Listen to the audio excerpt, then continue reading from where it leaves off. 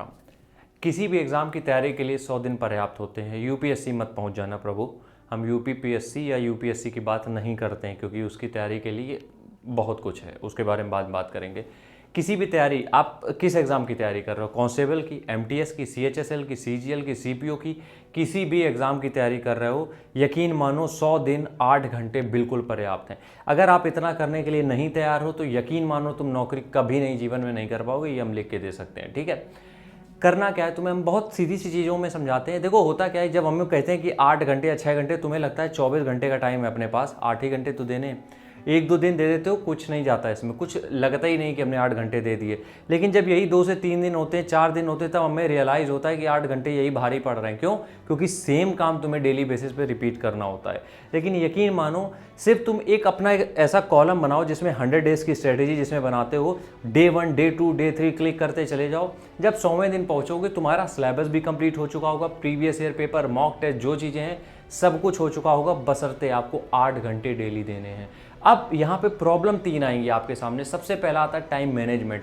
होता क्या है कि हम लोग ये सोचते हैं कि अभी क्या है, ये सारे काम घर के जो हैं वो निपटा लें या बाहर के जो चीज़ें वो निपटा लें, एक साथ बैठ के पढ़ेंगे और फिर वहाँ चीज़ें हो जाती हैं, लाइफ टाइम कभी नहीं पढ़ाई कर पाओगे। ठीक है, तो इस वजह से सबसे पहला काम ये करो कि अपनी पढ़ाई का जो स्लॉट है 8 से 10 घंटे का, 6 से 8 घंटे का, उसको फिनिश करो। उसके बाद जो भी तुम्हारे पास सेकेंडरी काम है वो निपटाओ।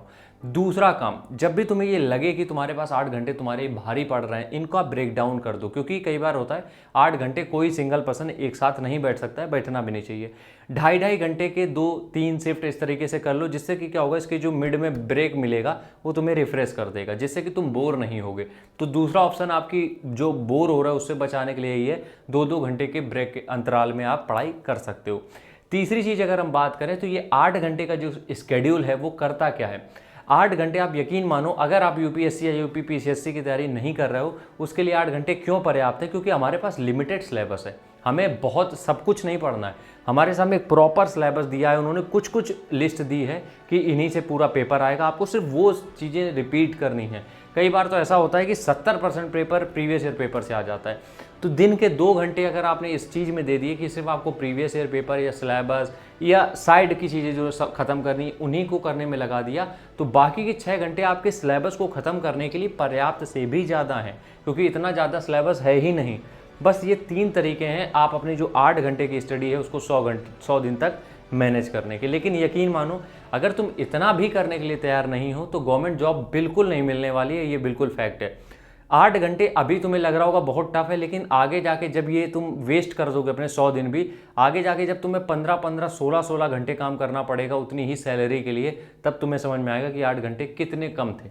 इस वजह से बता रहे हैं, अभी के लिए बस कोशिश ये करो कि अपने जो स्केड्यूल है उसमें सिर्फ 8 घंटे ऐड करो, इस चीज़ के लिए कि 8 घंटे तुम्हें सिर्फ पढ़ना है। सबसे पहला काम तुम्हें ये ख़त्म करना है 8 घंटे, उसके बाद दूसरे काम पे तुम स्विच करोगे। राम राम, जय हिंद।